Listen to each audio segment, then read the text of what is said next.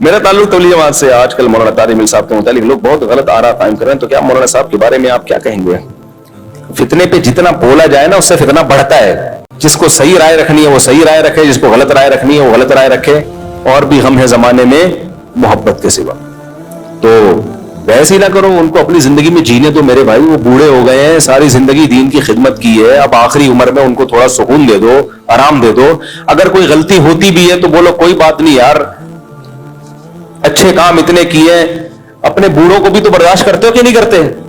اپنے بوڑھوں کو تو وہ ایسا نا ان کو غصہ آ جائے, مجھے بار بار مجھ سے بوڑھا کیوں کہہ رہے ہیں. بوڑھے ہو کے بھی صحت اچھی ہے ان کی, لیکن بہرحال ایجڈ کہنا چاہیے. اتنے ایجڈ ہو گئے ہیں تو ان کو چھوڑ دو اپنے حال پہ, اور بڑوں کے اختلافات میں نہ پڑو.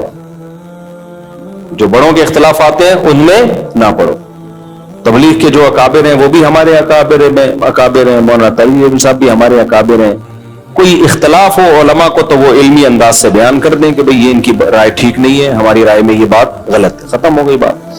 یہ جو ٹرینڈ چلتا ہے نا ایک دوسرے کی ذات پہ کیچڑ اچھالنے کا, یہ ٹرینڈ ختم کر دو, بالکل ختم ہو جانا چاہیے اس. اور یہ یاد رکھو, جہاں انسان ہوں گے اختلافات ہوں گے.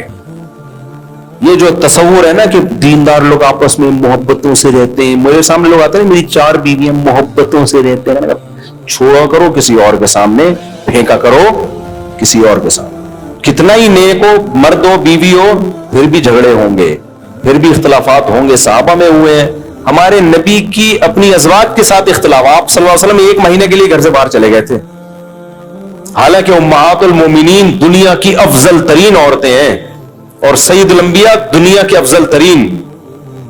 اللہ کے بعد سب سے بڑا مقام نبی کا. اس کے بعد بھائی یہ اختلاف ہوا ہے, اور اللہ نے یہ اختلاف کیوں ہونے دیا؟ تاکہ پتا چلے بھائی نبی کی زندگی بھی نیچرل تھی, نارمل تھی, تو ہمیں اس سے سبق ملتا ہے. تو 1 مہینہ کے لیے آپ صلی اللہ علیہ وسلم گھر سے ناراض ہو کے چلے گئے تھے, 1 مہینہ.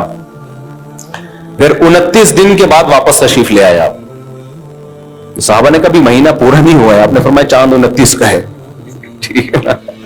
اس کا مطلب آپ صلی اللہ علیہ وسلم پورا گن رہے تھے, چاند نظر آیا تو آپ نے کہا ہو گیا مہینہ پورا. جو تو یہ سب نیچرل ہے بھائی. لڑائیاں بھی ہوتی ہیں, خوشیاں بھی ہوتی ہیں, غم بھی ہوتے ہیں, پھڈے بھی ہوتے ہیں, پھر سزا بھی ہوتی ہے. ناک پہ مکھی جو بٹھائے گا وہ کبھی بھی کامیاب لائف نہیں گزار سکتا. بعض لوگوں کو ہیضہ ہوتا ہے سیدھی زندگی, بالکل تیر کی طرح سیدھے رہ کے چلنے کا. تو جس کی زندگی میں لچک نہیں ہے, فلیکسیبلٹی نہیں ہے, برباد. سب آڑا تیرے